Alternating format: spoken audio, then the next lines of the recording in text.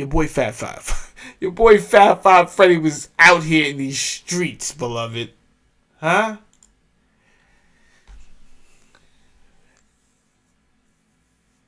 Yeah.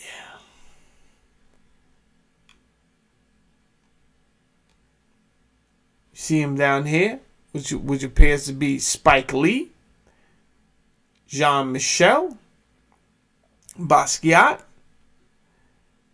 Andy Warhol.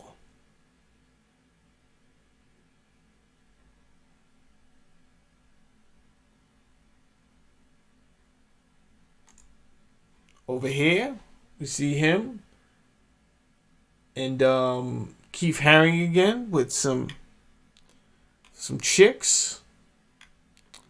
All right, here's a video. Here's a photo. I don't know. I'm very intrigued by this photo. This is a young Jean-Michel Basquiat, but he gave himself some type of crazy haircut. Because if that's his hairline, that's crazy.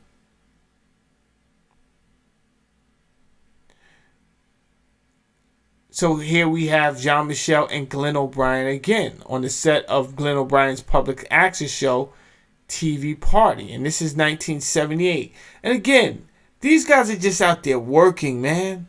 They're just out there working. So why am I putting so much emphasis? Some people can't read between me bringing up the homosexual energy. Well, this is the Bambaataa files. So if you cannot make the connection, you will soon. And I'm not saying that anyone made Bambaataa homosexual if he is. None of this have been declared in the courts. And he has not said so.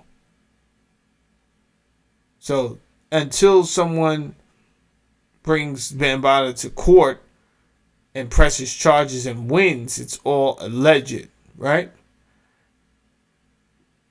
It does not mean I don't believe the people who are crying and saying, listen, this happened. I'm going to be honest, I do believe you. I'm just telling you, I can't get up here and say this about a man who you guys, I just can't do that.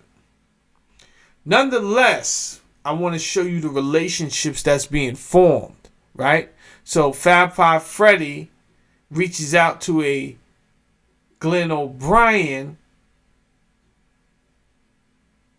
and all these other people who eventually, they're all hanging out together. This is a crew, like the Rat Pack crew.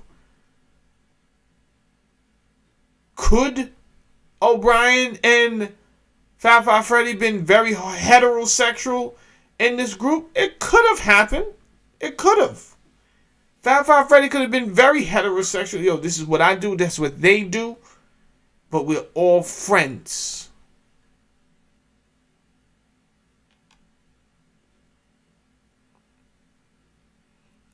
Now, watch what happens.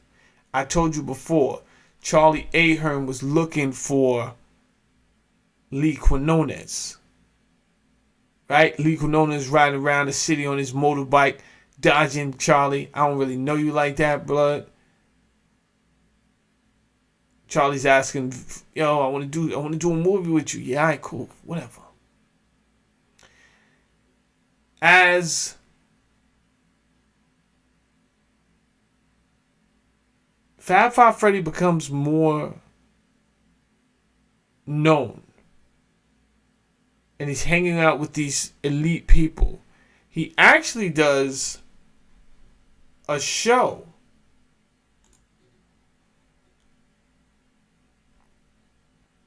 where he goes to a show at the Mud Club. He goes to a show at the Mud Club, which apparently was a club in Times Square. And they have acquaintances that allow them to meet each other. And Fab Five Freddy says, yo, I want to make a movie with you. Because he's seen that deadly survivor movie that Ahern did. He's seen it. The one with the reenactment of Kung Fu and all that other stuff. He's seen it. So he said, yo, I want to do a movie with you. And my partner is Lee Quinones. I know Lee Quinones. I can get him in there. Charlie goes berserk. He's like, yo, if you know Lee Quinones, well, you stop by my studio tomorrow and I give you some money. So they do. He knows Lee Quinones, and that forms a bond between Charlie Ahern and Fab Five Freddy. Now, for the next year, Charlie Ahern and Fab Five Freddy go out, and they're just basically building up the momentum, getting information. They're staying on top of the scene of what's going on.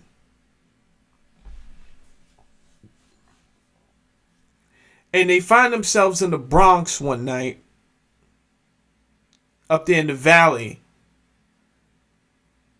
As you know, they're in the park and some music is playing, and actually music is playing on both sides of the park.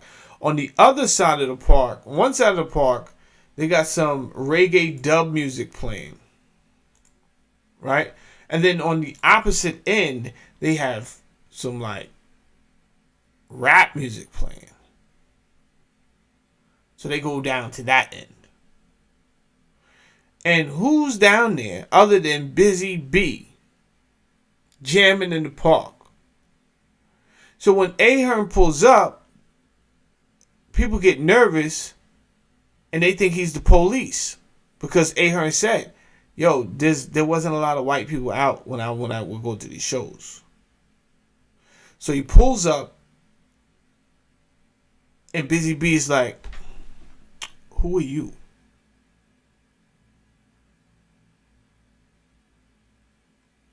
Ahern says, I'm Ahern, Charlie Ahern, the director of the movie Surviving the Deadly. I forgot the exact name of the movie, but he tells him, and apparently Busy B knows this movie. Busy B grabs his hand and they run up. He drags him up stage. He grabs the microphones. You guys see how Busy B get down. You know what I'm saying? Very electric.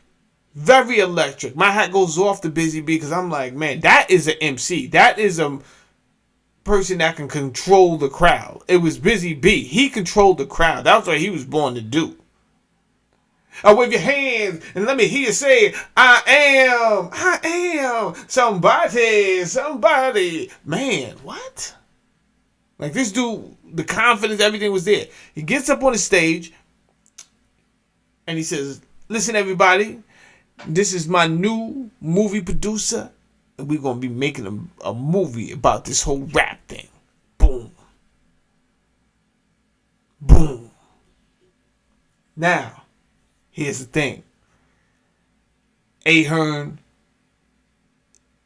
basically got, at that moment, right, he got, journalists. He got the pop stars from Fab Five. They got everything they need, but guess what they just got with Busy B? They got the streets. Now they got the streets. So that art form and what they was doing in the streets actually can hit. Because guess what? The streets was already doing it. But how do you get people from a whole nother lifestyle that's not used to that energy to even come around that? Well, you need a bridge. And Fab Five Freddy was the bridge, is what I'm telling you. This is why we can't leave him out. Because although your hip hop might have been a fad, it might have been a fad if enough people, if it wasn't exposed to the point where certain people would even see it to be influenced by it. But because of the journalists and the writers too, and the relationships, well, that movie actually did take place. We see Ruby D right there. We see Whip right there. And the name of that movie was called Wild Style. Wild Style was the first hip hop movie. And again, Fab Five Freddy is all in this movie, and we're not seeing enough credit given to Fab Five Freddy.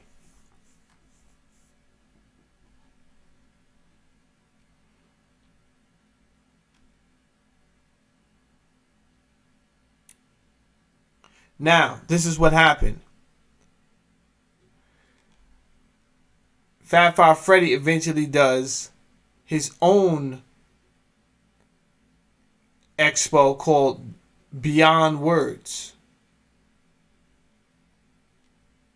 And it was at this show, you see the marrying of the streets? The marrying of the streets to that alternative life, that pop life. Beyond Words also marked the first time that a South Bronx hip-hop show was seen downtown with that different crowd. This is a merge. If I'm going to say it plainly, this is a merge of your poppy, liberal, homosexual type artist energy with the street, homophobic, rough and tough artists. They combine.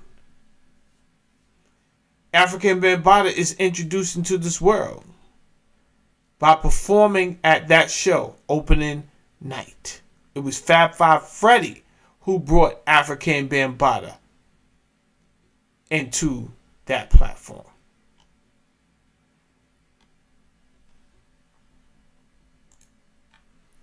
Now, this is only one area of hip hop that I've covered, right? But to be honest, I left out so many graffiti artists, and I just don't have the time in this particular video series to do it, right?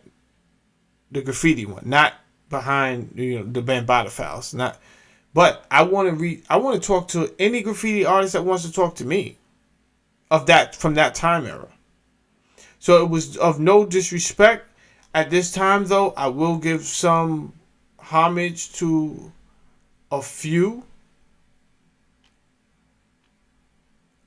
of the well-known graffiti artists of that time. Scheme began writing in 1979 at the age of 15. He got up on the 1, 2, and 3, 5, and A, C, C, and D lines, and also hit the 4, E, F, M, and J lines of the New York City subway systems. Quickly going all city, he wrote with many of graffiti's greats to include Phase 2, Chain 3, Cool 131, Teen 5, Cade 198, Smiley 149, Dez, who is DJ K Slay, Part 1, Case 2, N005, and Days.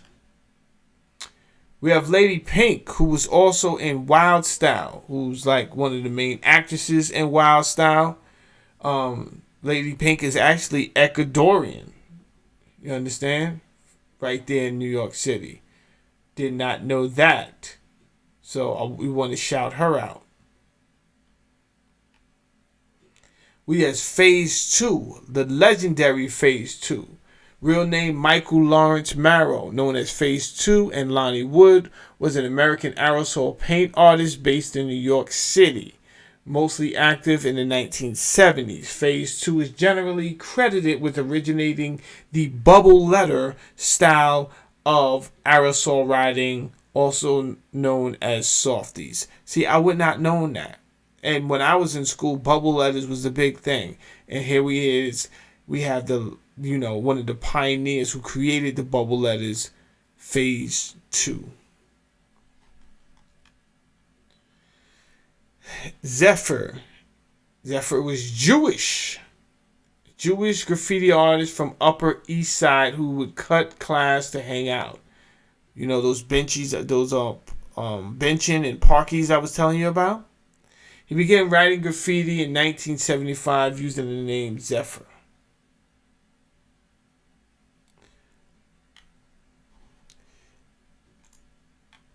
And that is the first collection within the Bambaataa files.